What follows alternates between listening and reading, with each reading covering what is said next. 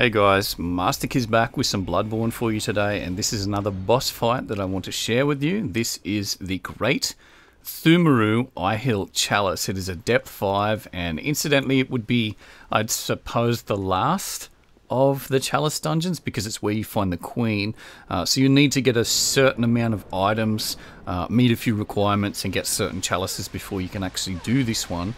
But this is the natural progression. This is what it all leads up to. So you can come down here and you'll face the Yharnam Pthumerian Queen. The fight itself isn't really difficult, but the things that make it difficult is she has huge damage output for a lot of her blood attacks. So the whole deal with her is her blood is what she attacks you with, which is really creepy. She stabs herself with a blade and then like squirts blood out of her cut wrists at you. Like, it's really awful. But the fight itself, like I said, is pretty straightforward. All you needed to be able to do is just get in there and do damage at a reasonable distance. Now, I say a reasonable distance because she has an effect that if you stand close to her for too long, she has the same move that the Cthulhu monsters do that steal your insight. She won't steal your insight, but what it does is it puts the ring around your body, and you can't move your arms and you can't basically move until you mash the buttons and get out of it. This can be really, really dangerous later on in the fight because she actually eventually spawns a blood sword that she uses, and she has a combo that will one-shot you. If you are next to her with full health and she hits you with a combo, you're dead. And I've got 50 vitality on this character, so I don't need to tell you that that's a lot of health from one combo. And it's very frustrating that it happens late in the fight because this is going to be a lengthy battle. Unless you get in there with huge damage and you are a master at landing VAs, I think I'm reasonable at them, but this particular fight it was difficult because she has a couple of maneuvers that kind of look like she's going to hit you with the dagger, like a physical attack, but she'll hit you with a blood attack, and that's one you can't VA.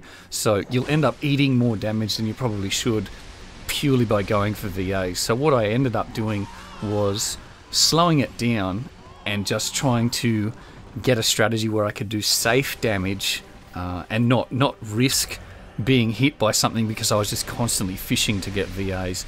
If you can do VAs on her, you'll do huge damage, especially with a setup like my character. This character's got 50 skill, and it also has the plus 30% claw mark room, which means I get an extra 30% damage for VAs. So I'm doing almost 3,500 damage per VA on most enemies, but the risk that you run, if you miss 2 of them, you may find yourself dead. So like I said, I just slowed it down and wanted to try and get it done because I think this took me about an hour. I did this on a live stream, so I actually locally recorded it at the same time I was live streaming it so I could upload the battle to YouTube. But yeah, it took me about an hour's worth of practice before I got to this stage.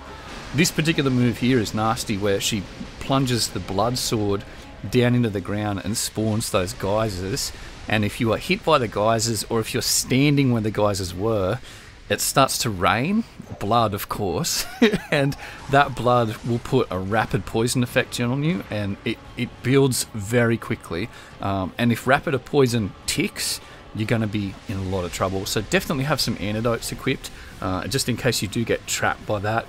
You may be in there doing some damage, run out of stamina, and you can't get out of the blood rain.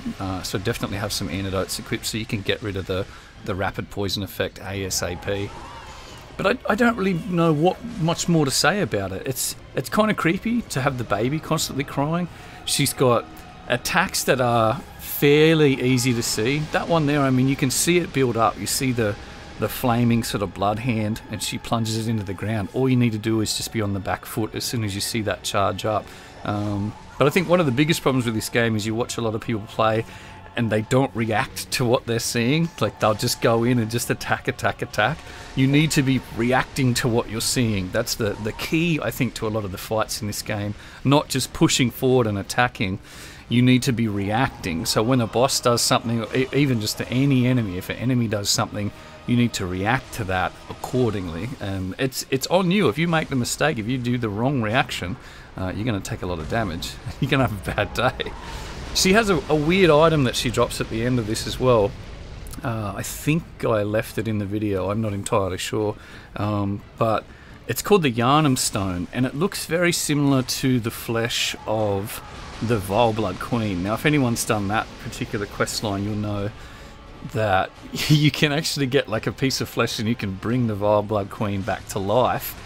Spoilers if no one's done it, but this particular item you get from the Pthumerian Queen here, nobody knows what it does, and it's very rare that you would have an item like that in Bloodborne, because I don't think anyone's found anything in this game that really has no effect.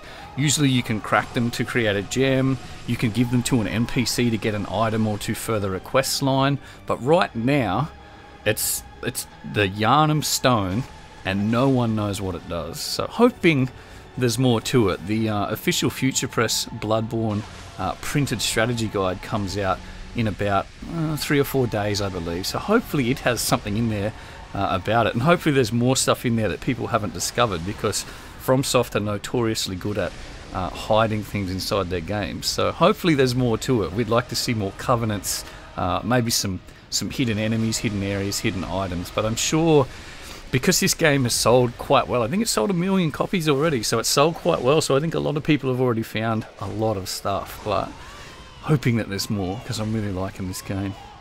There we go, so I get locked up, and I almost would have died there, actually. If she didn't do that attack and did the combo with the blood sword, that would have been game over. I ended up shooting her with the bullets to finish it off, so I was pretty happy with that.